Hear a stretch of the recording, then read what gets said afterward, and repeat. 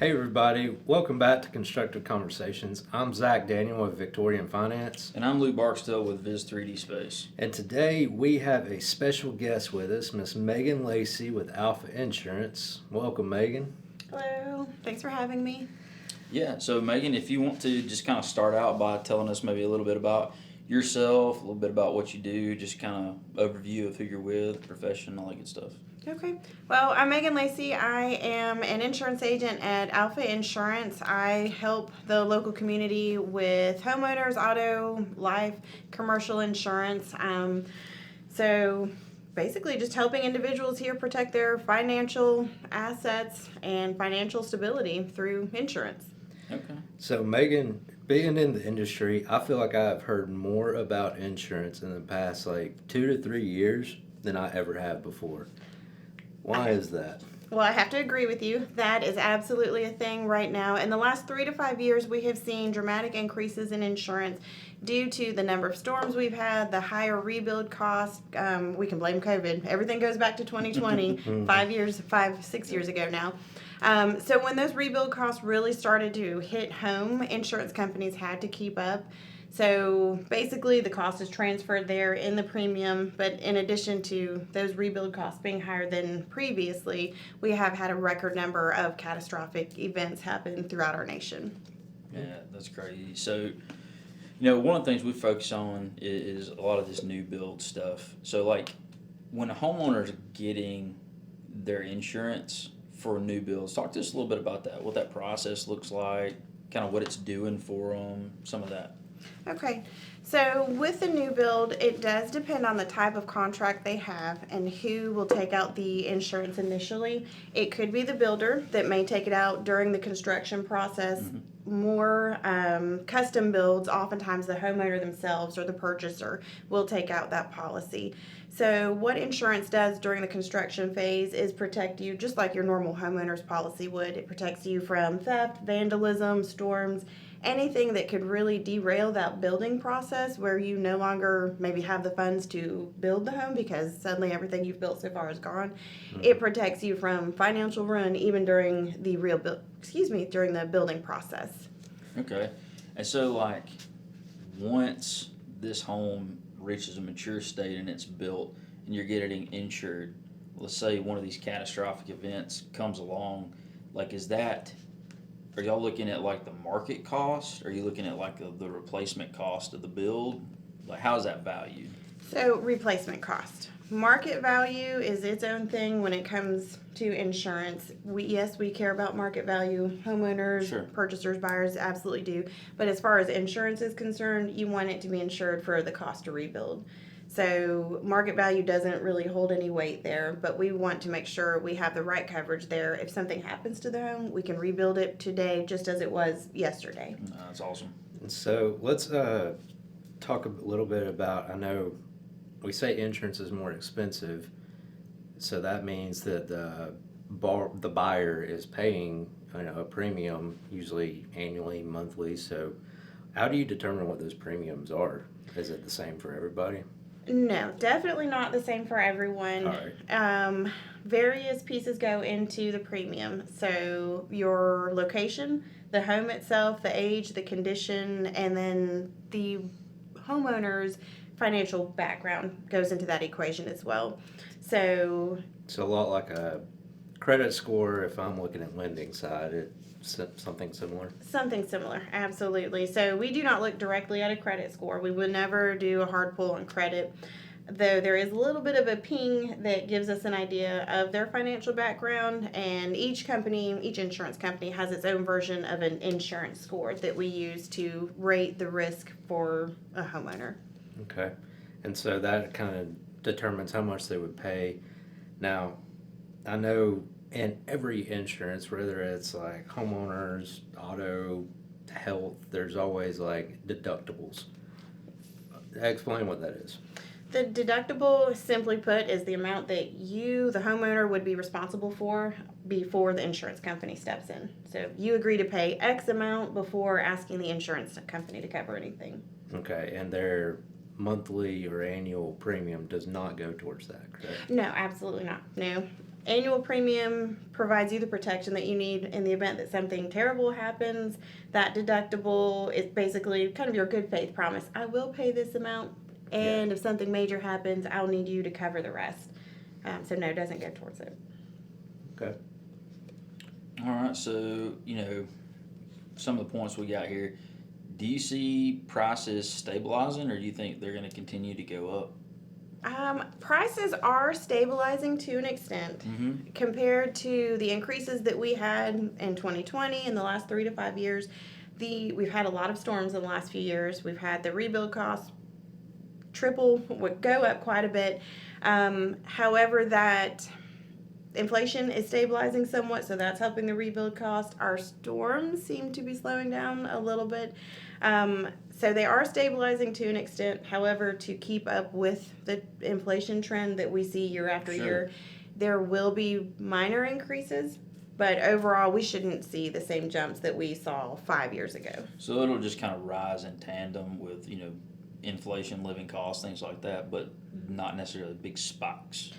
Right, unless something Unless unavoidable, unexpected. Catastrophic. Yes, Sure. yes.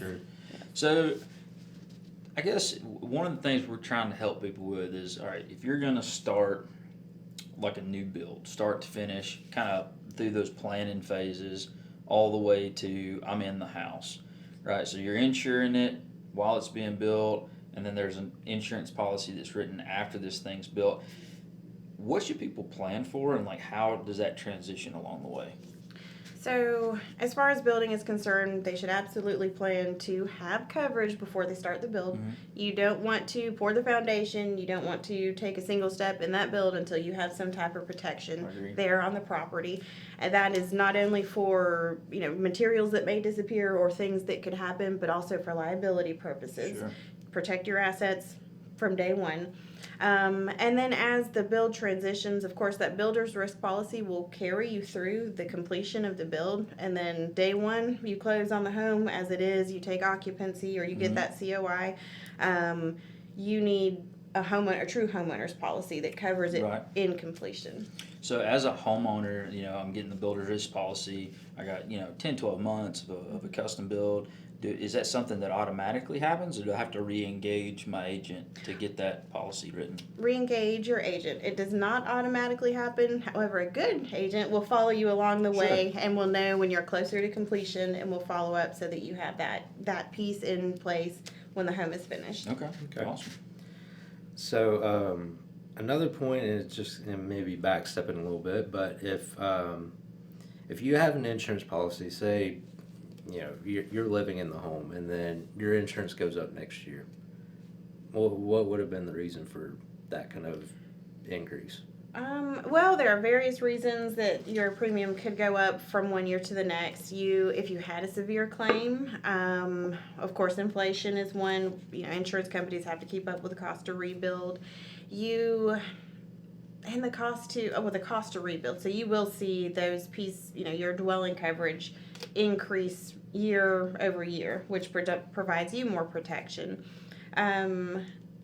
If there are a lot of catastrophic events in your community or in your general area, you will see increases from that even if you didn't file a claim, because insurance companies have to keep up with what's happening in the area. So is it safe to say that some areas are more expensive than others? Absolutely. Your coastal areas will always carry a much higher premium than your, areas that are farther away from the coast. Storm-prone areas will have a higher premium as well.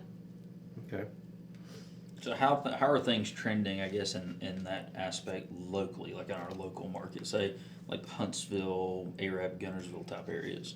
So in the last 3 to 5 years, we have seen a much higher number of catastrophic events than normal. So in the last few years, in addition to those rebuild costs, we have seen increases in premiums due to the number of wind and hail claims, our ice storms. Right. We've had so many ice storms. Definitely unexpected year after year. Yeah. So that has, increased premium to an extent. Fortunately, in the last 12 months, compared to the last 3 to 5 years, we haven't had the same number of catastrophic events. We're still we have still had them, but the damage from them hasn't been nearly as severe. So Right. that's helping the consumers in our area. Yeah, and that's, we've touched on the build cost stuff. Everything's just higher right now, so that makes plenty of sense. If you do have one of these catastrophic events, what are their policies actually covering? So, well, it covers all kinds of things. So the house itself. Right. So of course we'll rebuild the home. It depends on the type of catastrophic event. In our area, we're generally thinking of wind and hail, tornadoes, and or ice storms now. So those are covered under your general homeowner's policy. Flood, of course, is not, which depending where you live in North Alabama, that may or may not be a concern. But it covers the rebuild of the home. It covers your personal property, things that your items, your clothes, Right. your furniture. It will cover liability costs if someone were hurt on your property somehow during that. And then also it will cover a place for you to stay. Say your home is being rebuilt or damaged to a point where you can't live in it, your homeowner's policy will cover that. So while you're still on the hook for your mortgage, you're paying that to ensure you still own a home. Yeah. Insurance will cover either a rental home or hotel, depending on the length of the stay. Yeah, I think that's an important note there. Like, if you do have a catastrophic event, your mortgage doesn't like pause all of a Right. sudden. Like, you still have to make your payment as if that home exists, and then you guys are going to come in and issue the funds to get the home built back. Yep. Yeah. So, what does it not cover? What's some things that most people would probably assume insurance covers that is not covered? The number one call that I receive about what's not covered is maintenance issues. Maintenance. So in the insurance world, it might be, sometimes it's neglect, but maintenance issues, your everyday use situations. Oh, my HVAC did this. Generally, your homeowner's policy does not cover wear and tear or maintenance. Yeah. So that although there are pieces, especially at Alpha, we do have a product that we can build in, acts like a home warranty that will help with those issues. But maintenance is the number one thing I hear about. So on that note, okay, so if you've got a metal roof on a house, and we'll say corrugated, that has the exposed fasteners, and there's a maintenance that comes with those. Like, you're supposed to replace them every 7 to 10 years, something like that. You're supposed to replace those, get a rubber grommet. So if the homeowner doesn't maintenance that and experiences a leak in the home, but due to that, you guys are not covering that, right? I'm not an adjuster. Sure, no, sure. First, we'll preface this answer with I'm not Sure. an adjuster, but generally, no. Damage, it depends where the damage stems from, whether Right. we cover something or not. So if it is a maintenance issue or maybe neglect, you neglected for 10 years to shut your door and now you, Right. or to replace those fasteners, generally no. So coverage does stem from where the issue started. Yeah. So generally no.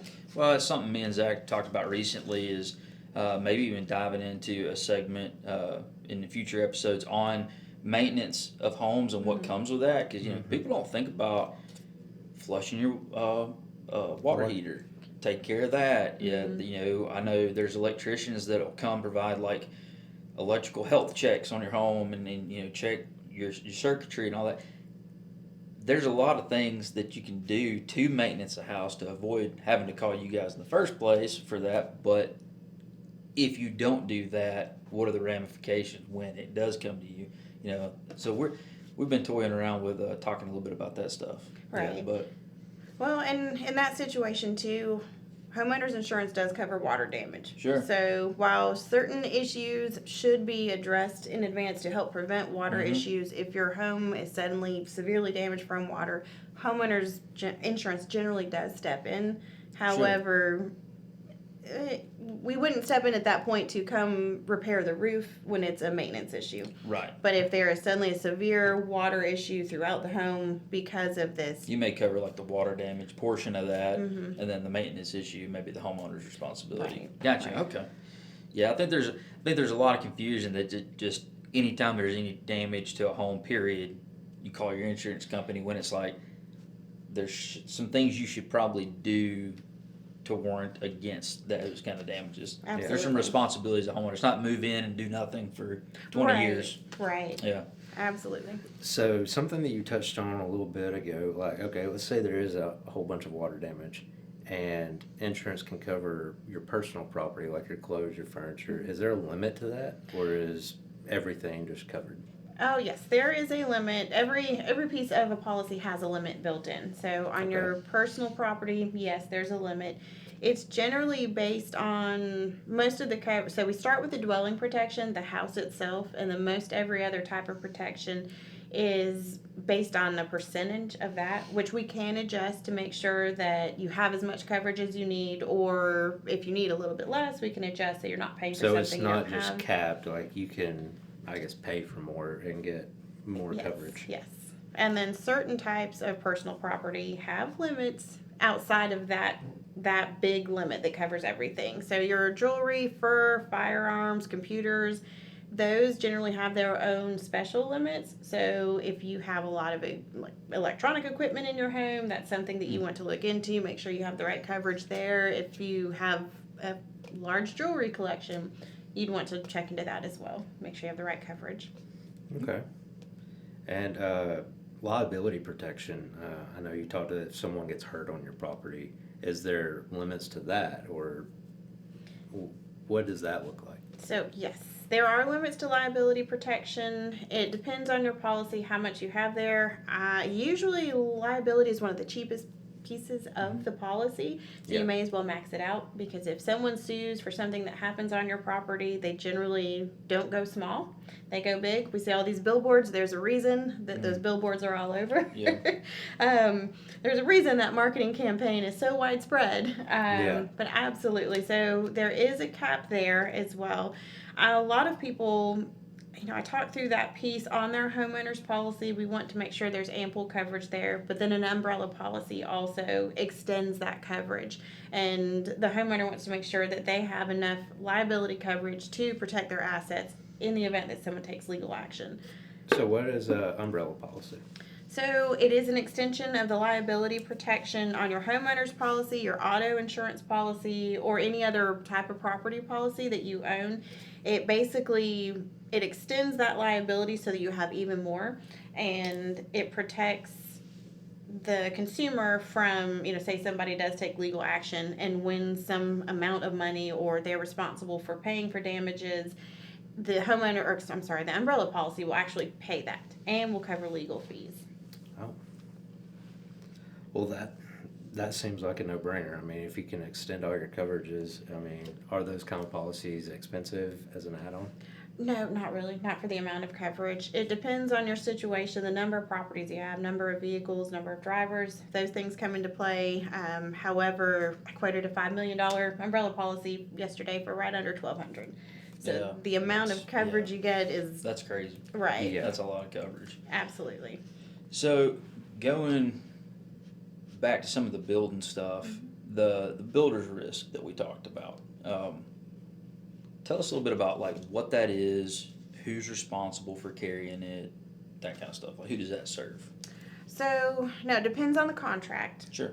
So it could be the builder that needs to carry it. It could be the homeowner that needs to carry it. So that's an independent conversation between the builder and the homeowner. Generally, yes. If the builder owns the land, most likely the builder is going to carry that policy. Sure. If they own the land and say the buyer has no ownership in the property until they close, the builder will generally carry that policy.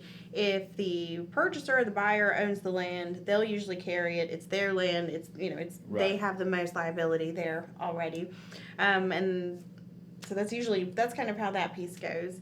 And now it protects them, as we touched on earlier, just from similarly to a homeowner's policy. So it protects them throughout the build in those different areas. So if somebody, a lot of times with build sites, you like drop material on site. If somebody were to steal material, does it cover that? That covers- Covered. Yes. Now there are deductibles built into Sure. builders' risk policies also. So if somebody stops by and steals a $1,000 sink, just go buy a new sink.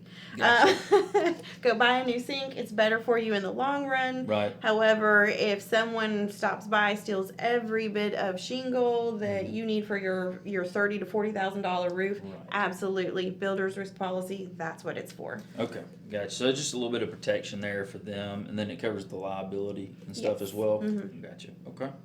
So what happens if, let's go back to your example, someone stole your sink and they decide they want to file that, and what does that look like for them? Does now their builder's risk go up?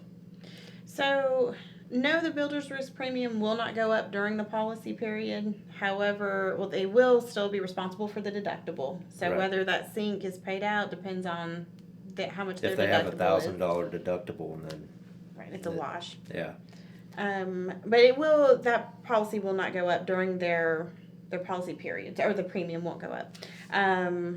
But there is potential, frequent claims raises your premium over time. so once they convert to their homeowners, they may have a hit there.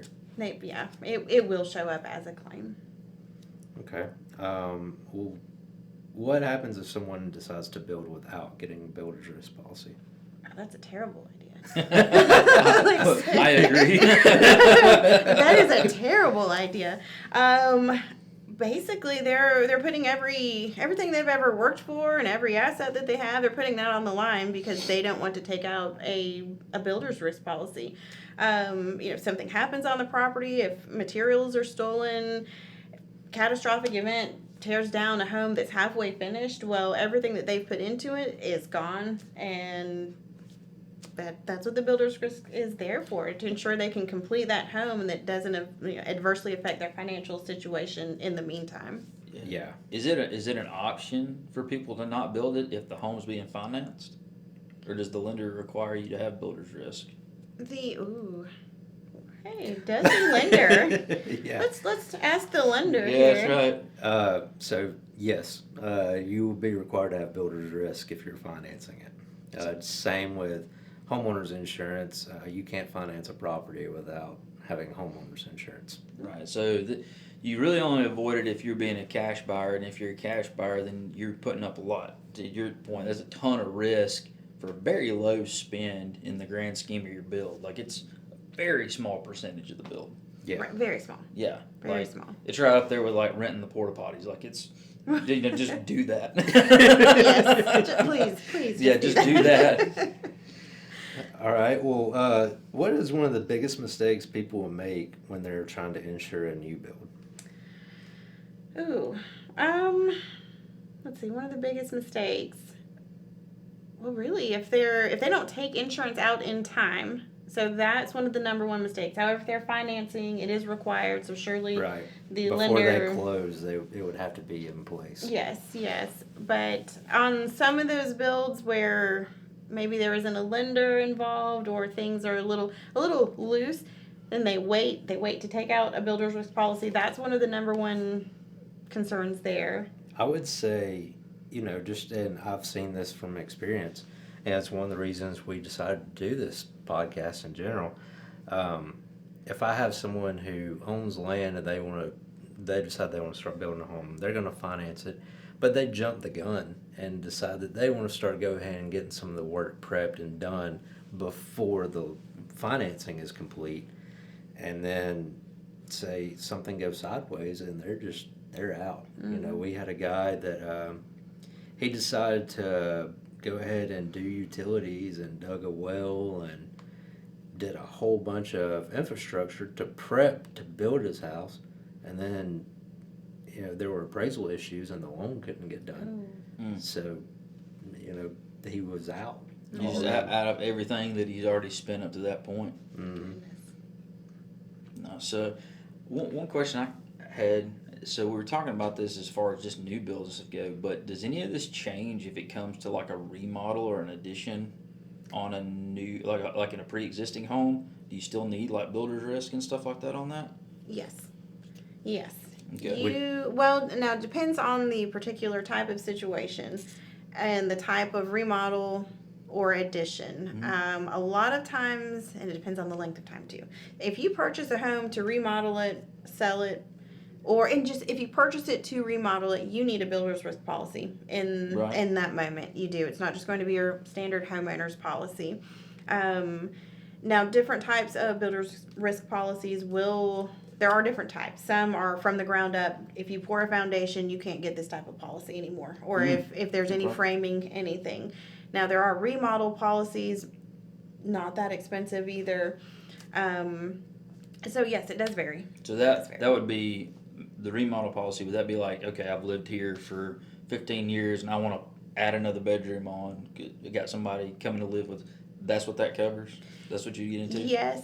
Yes, Okay. it depends on the amount of work and length also. Sure. There are times if you do a quick remodel and you're still living in the home, it's occupied, Mhm. your homeowner's policy can potentially cover you there as long as it's not a major renovation and you've moved out of the home. So if it's one of your clients and this is something they should sit down and strategize with you. Yes. Say, hey, this is kind of my intention.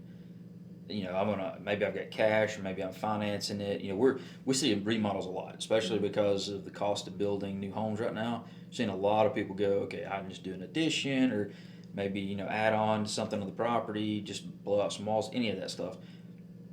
That's something they really need to get with their insurance agent on and kind of develop a strategy on how to stay covered through that. Absolutely. Okay. Absolutely. Cool. Occupancy holds major weight in that situation Whether as well. they're staying in it or not. Mhm. Okay. How does that factor in? So your general homeowner's policy Mhm. usually does not cover unoccupied homes. Maybe up to 30 days if you're selling and there's a small period of Mhm. time where it's unoccupied. But if you move out of the home long term, your homeowner's policy generally does not cover an unoccupied home, and you do need to swap to a different policy that has that listed in it. Okay, so if we quote somebody, hey, this remodel is going to take 6 months and it's renovating major living spaces and they need to be out of it, They need they to need to change switch their policies. Absolutely. They need to switch policies. How does that work if the home is still, and I may be just kind of throwing a bunch of stuff at you at once, but how does that work if, say, like Zach still got this home financed, right? Like, you still got it financed, they still got a traditional mortgage on it, but maybe they've saved up $40,000 they want to spend on the inside, but they got to move out for a little bit. How does that work between lender and insurance agent if you still got to have? Well, the lender is just going to look at there's sufficient coverage on the replacement cost. So it won't matter if it's a remodel No, coverage and or if not. they're paying an escrow, and then they could look at an escrow adjustment if it is not put back in place by the time escrow is paid out. Gotcha. So I mean, hearing all this, I would say that making sure you're on the same page with your lender and your insurance agent before tackling products and projects is like a pretty high. The same team thing we keep talking Yeah. about is just open communication with the team that you set up initially. Absolutely. I agree. Yep. I agree. I would say in that case, where if they're looking to pay something in cash, get with the insurance agent, look at the policy. Once you have the policy, contact your lender or whoever's servicing your loan at the time and update your policy and let them know why it's being updated. Yeah, I mean, we get calls weekly about these kinds of projects. I think we've got probably 30 right now that we're working on designing. So I think this is going to be a consistent thing that starts showing up, especially with high building costs. Yeah. Absolutely. All right, well, let's go through something fun, a little lightning round. We're just going to ask some quick questions. And Megan, I want you to give us just like a very short answer to Okay. them. I'll work So on we're- that. I'll try. I will try so hard. We won't go into a lot of detail, but so what are some of the biggest myths about insurance? Price is the only thing that matters. What's one thing every buyer should ask their insurance agent?